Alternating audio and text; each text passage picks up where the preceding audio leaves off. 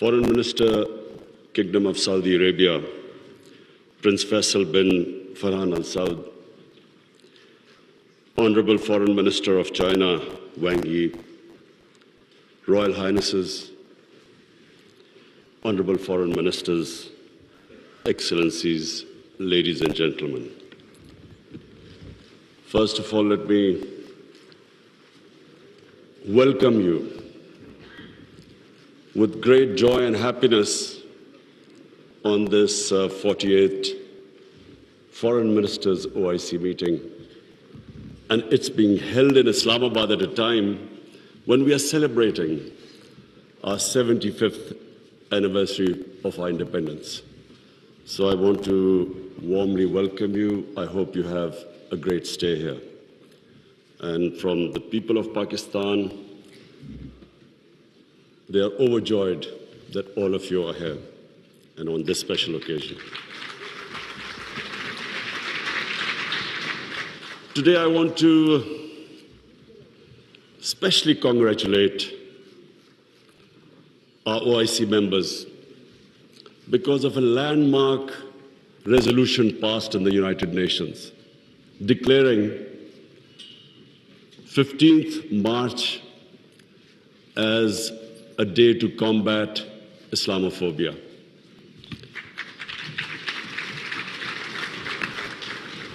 But I want to remind people why 15th of March.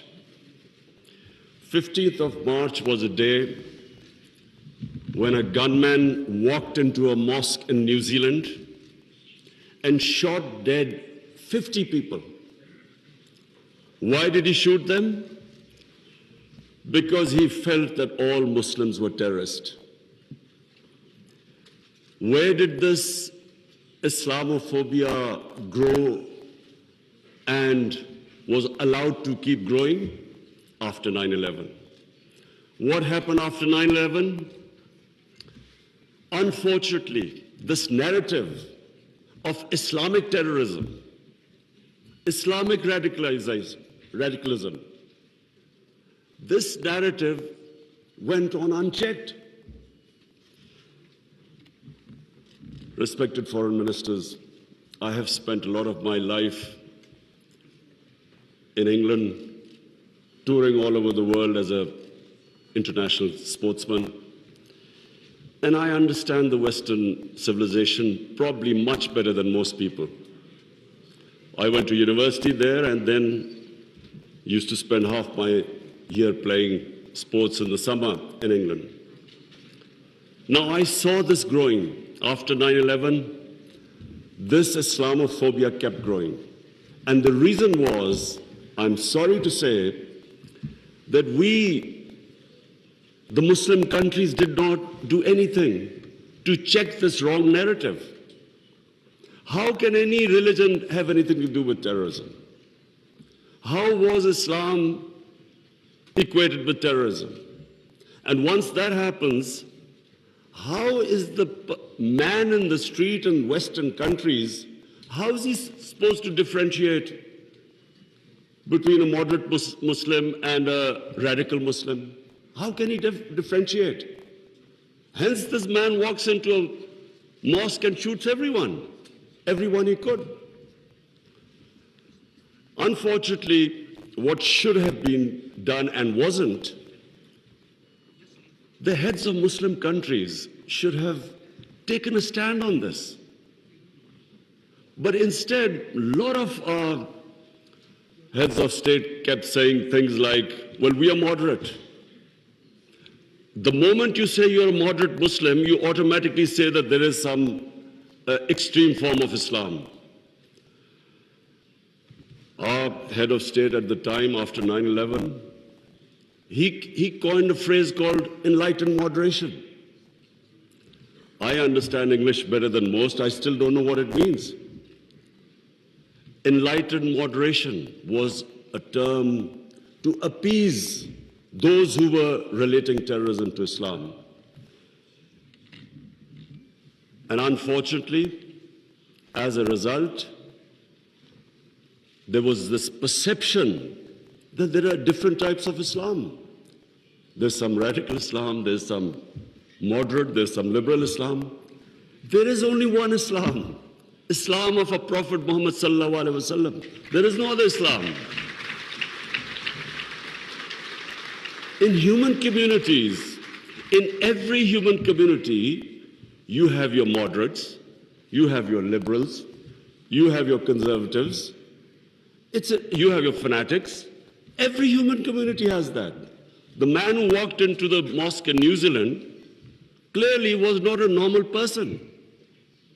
So, but why no other human community was branded with their religion? 1.5 billion people branded by these terms.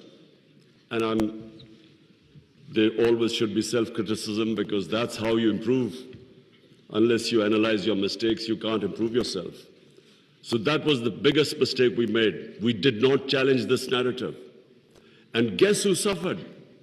Muslims living in Western countries. They kept suffering, because any incident would happen, any terrorist incident by a Muslim immediately meant that every Muslim became branded. When 9/11 happened, I still remember, people were petrified in Pakistan that I hope there was no Pakistani involved. How could how could whole community be responsible for some fanatical deed by some extremists? So therefore, this was it was one of the worst periods for Muslims living in non-Muslim countries. And then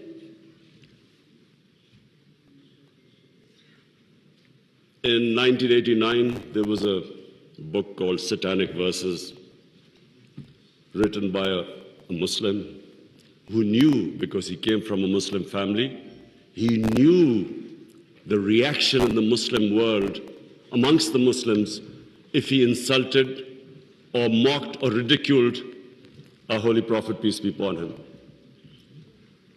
But what happened after 1989 was, rather than again the Muslim world coming up with an intellectual narrative, trying to explain to them that why do we feel, why are we so hurt when our Holy Prophet is ridiculed? Why does it hurt us so much? Living in and knowing the Western societies, I knew why they couldn't understand, because they do not treat religion like we do. Jesus Christ is not treated the way we in the West, the way we treat our Holy Prophet here. So they couldn't understand what was going on. Why were there demonstrations? Why were there death threats to Salman Rushdie? So they kept thinking that the Muslims do not allow freedom of expression. So Muslim world is intolerant. It doesn't allow freedom of expression. They were able to vilify our religion. And yet there was no coherent response from the Muslim world. And therefore, we kept into the cycle. Every few years, there would be some cartoons, insulting cartoons against our Prophet. Every few years, there would be something insulting him. We would respond. There would be some act of extremists. They would not respond. So this Islamophobia, this cycle kept getting worse. And poor Muslims living in Western societies kept suffering.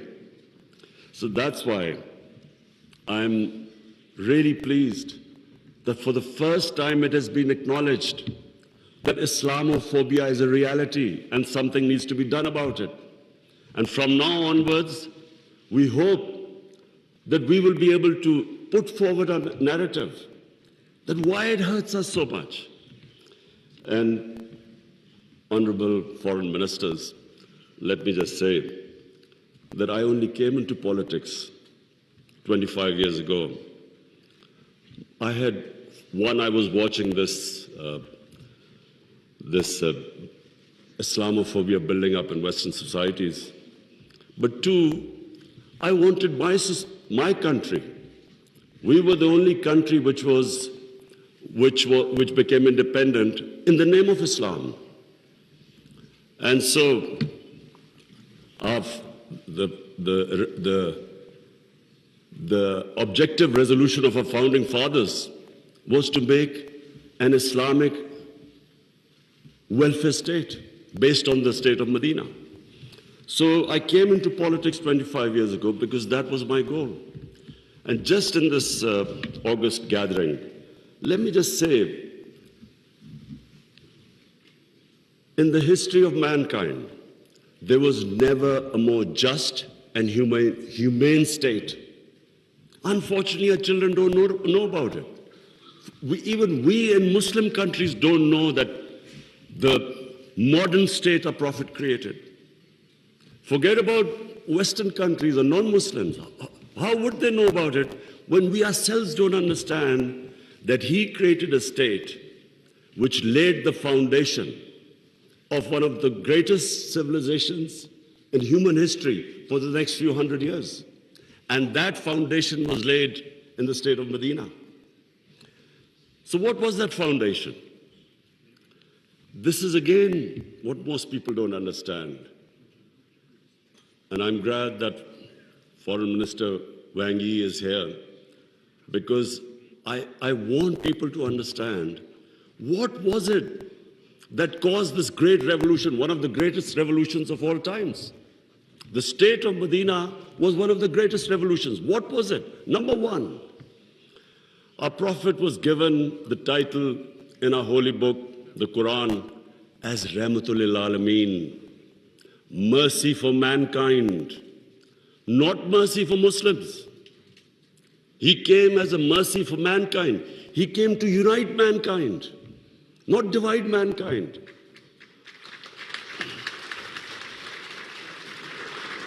Allah for Muslims is Rabbul Alameen, not Rabbul Muslimin.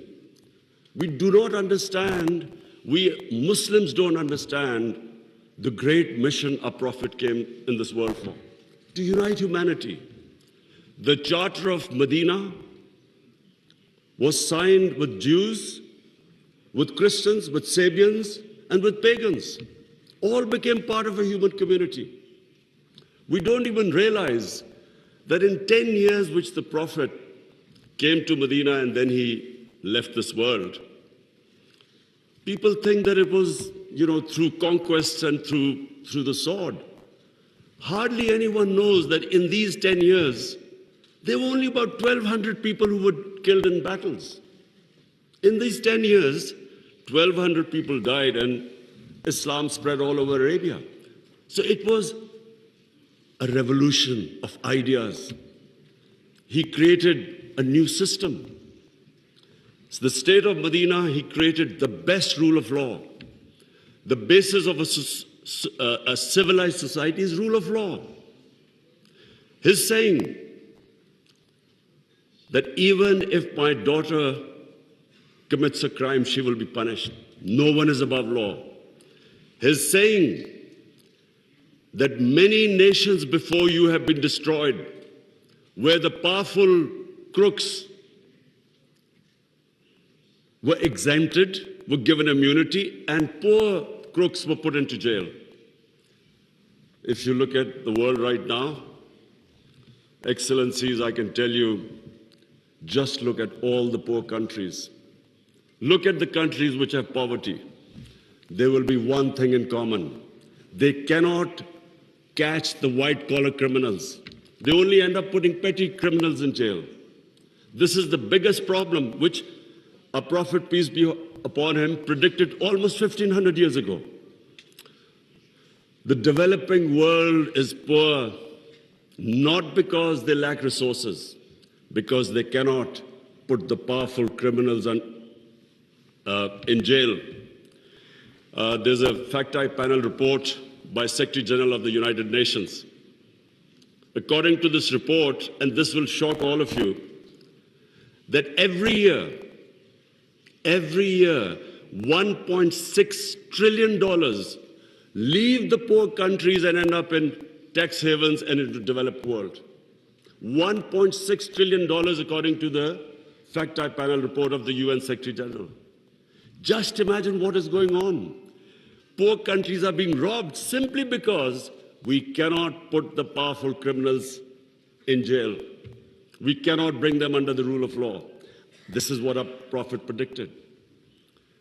And this was the state of Medina, where he set up this system of rule of law, no one above. And two of the first four Khalifas, two of the first four heads of state of Medina ended up in court of law.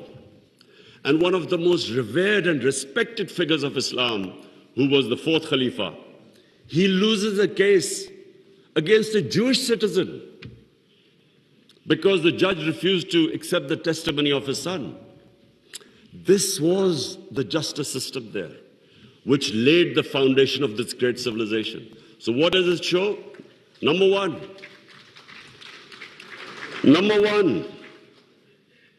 that minorities were equal citizens. They were equal citizens in front of law. There was no discrimination. Secondly, it shows that a common citizen could win a case against the head of state. No one was above law. This is 600 years before the Magna Carta was signed in England, which was the beginning of the democratic struggle of Britain.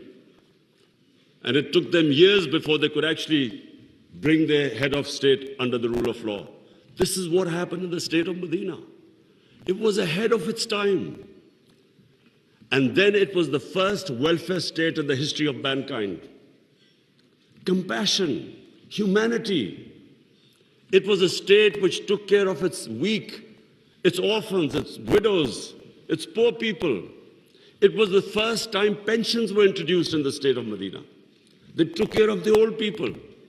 A compassionate state. A state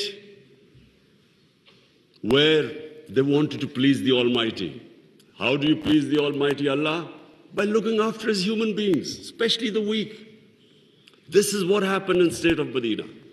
And today, I feel sad whenever I go to Scandinavia. I see what a welfare state should be in all over the Muslim world. Look at humanity there. Look at the way they look after the weak. In fact, sometimes I'm sad because they look after the animals better than some of us look after our human beings. And remember, He's Rahmatul Alameen, so whoever listened to His message, whichever human community will prosper. It doesn't matter because for all humanity, He brought the message of mercy.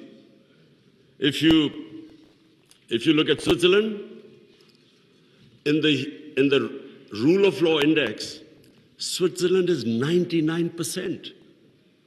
99%. So with hardly any resources, it is one of the most prosperous countries in the world. So as I said, anyone who goes by the model of Medina will prosper. And then, quest for knowledge. Foreign Minister Wang Yi, you'd be surprised, one of our prophets saying, he said, even if you have to go to China to learn and quest for knowledge, you must go there. Now, first, China at that time was center of knowledge, but it meant even risking your life. Going from, at that time, Arabia to China meant you might not come back. So that was the quest of knowledge. You have to seek knowledge from cradle to grave. He sparked off this great knowledge revolution. For hundreds of years, the top scientists were Muslims because they thought quest for knowledge was a sacred duty. Look at the situation in the Muslim world today. How much do we have a quest for knowledge? And then we get so much,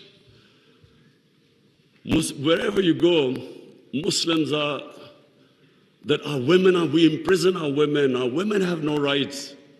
And sometimes, it almost seemed that the US invaded Afghanistan to liberate their women. There was no other reason except to liberate their women. Somehow our women are in prison. Let me just tell you that it was a revolutionary move by our Prophet that women were given inheritance rights, they were empowered. In Europe, even 100 years ago, the women barely got their inheritance rights.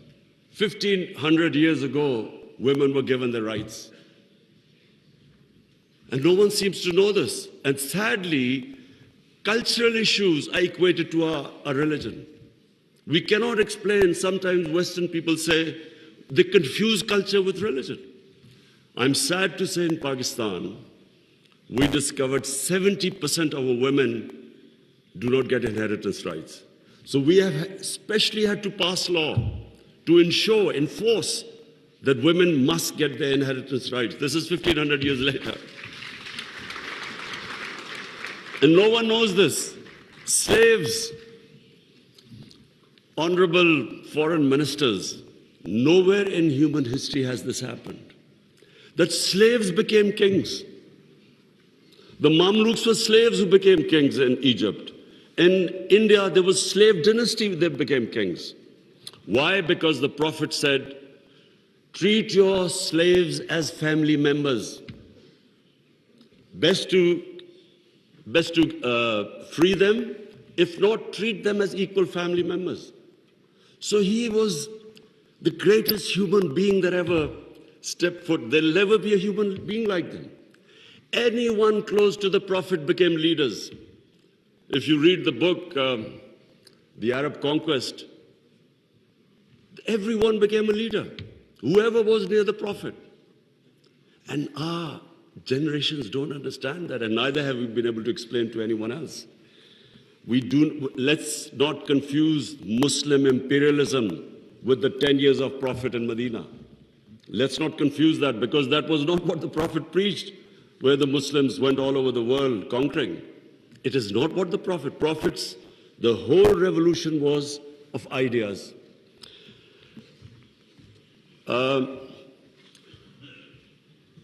Honorable foreign ministers, one of the ideas of OIC is to protect Islamic values. So now I will say something which is completely different. I believe that Islamic values never have been so much under threat as they are right now. And I bring this to this August assembly because when I became the Prime Minister, I asked the police chief, asked him what the crime chart. I was amazed to note that sex crime, child abuse and rape is the fastest growing crime in this country. So we did further investigation. We discovered that the mobile phone, the sort of pornographic material available on the mobile phone to children, this has never happened in human history. So the material available is causing havoc in our society without us knowing. Parents don't know what's happening when the child goes into his room or something. They don't know what he's watching on his mobile phone. It is very important that this August forum, we should plan how to combat this, because it is already having a huge impact. We have a rise in divorces. We all know that the more vulgarity, the more a society gets permissive, it has a direct impact on the family system. One of the most important things about Islam is that our religion protects the family system. We have values like we respect parents. We have respect for our teachers. But the culture that is coming through, social media, we really need to think carefully, how are we going to protect our generations? I have formed in Pakistan a Rahmatul Alameen authority of scholars. The whole purpose is how are we going to give an alternate point of view to our children, cartoons. How do we, because children get influenced from that age onwards. How do we strengthen our children against this unpredictable social media revolution? How do we know where it is going? So I think that I thought at this meeting I should mention, because we need to start thinking about alternate media, how we can combat. You can't stop social media, but We can give our children, fortify them, strengthen them ethically and morally. Now I come to, two important political issues. One is Palestine and the other is Kashmir. Honorable foreign ministers, we have failed both the Palestinians and the people of Kashmir. I'm sad to say that we have been able to make no impact at all. They don't take us seriously. We are a divided house, and those powers know it. We are 1.5 billion people, and yet our voice to stop this blatant injustice is insignificant. We are not talking about conquering some country. We're simply talking about the human rights of the people of Kashmir and Palestine, the international law, which is on their side, United Nations Security Council resolutions that back their right. In Kashmir, the international community promised them the right to decide their own destiny through a plebiscite. That right was never given to them. In fact, the special status of Kashmir was taken away illegally by India on 5th August 2019. Nothing happened because they feel no pressure. They feel we can make a resolution and then, back to our usual business. I'm not talking about altering our foreign policies. All of us countries have our different foreign policies. But on core issues, I'm asking the OIC that unless we have a united front, we will keep these abuses will happen. Like in Palestine, it's daylight robbery going on in Palestine. The only hope I have is now because of social media, first time in Western countries, there's awareness of what's going on to the poor Palestinians. That is so far much more than the OIC. It's the mobile phone and the spread of information of the injustices being done to the Palestinians. That is the best, at the moment, the best way to protect them, not us. In Kashmir, it's a war crime, according to the 4th Geneva Convention, to change the demography of an occupied land. India is changing the demography of Kashmir by making the Muslims from a majority to a minority, by bringing in settlers from outside. This is a war crime. Yet no one is pushed about it. Neither India is pushed nor Israel, because they think we are ineffective. So, honorable foreign ministers, let me just say that the way the world is headed, I'm afraid it's headed the wrong way. There's a Cold War almost started. There is a chance of world being divided into blocks. We 1.5 billion people, unless we are united, unless we take a united stand, we'll be nowhere. As what I'm scared to say where the future is headed right now. Before I come to Ukraine, I just want to talk about Afghanistan. It is extremely important that we stabilize Afghanistan. After 40 years, and no nation has suffered as the people of Afghanistan. 40 years of conflict. Finally, there is no conflict going on. The only danger now to Afghanistan is that through the sanctions and non-recognition, they might end up having a humanitarian crisis. Already the people are falling below the poverty line. Already there's a brain drain going on. So it's extremely important that we help the people of Afghanistan. And I say this because a stable Afghanistan is the only way, I repeat, it's the only way we are going to be able to stop international terrorism from Afghan soil. No other country is going to be able to do it. Let's not be delusional that some other country will come in and sort of through drones or something fight terrorism. It's not going to happen. The only hope is a stable Afghanistan government that can take care of international terrorism. I want to add a word of caution. Anyone who knows the Afghan character should be cautioned that please do not push the people of Afghanistan to do things where they feel that their sovereignty is being threatened. They are very proud, independent-minded people. They have always fought for their sovereignty for hundreds of years. They do not like the idea that someone is dictating to them. So I would caution that let's help them, let's encourage them, let's get them involved in the international community. And I believe that the people of Afghanistan are strong enough to evolve and go in the right direction. But please let's remember that the Afghan character does not like outside interference. And finally, I come to Ukraine. I'm, like I think everyone here and the rest of the world, we're all worried about what's going on there. May I suggest that the OIC, during its discussions, the foreign ministers, we should think about how we, represent 1.5 billion people, how we can mediate, how we can bring about a ceasefire, how we can try and put an end to the conflict.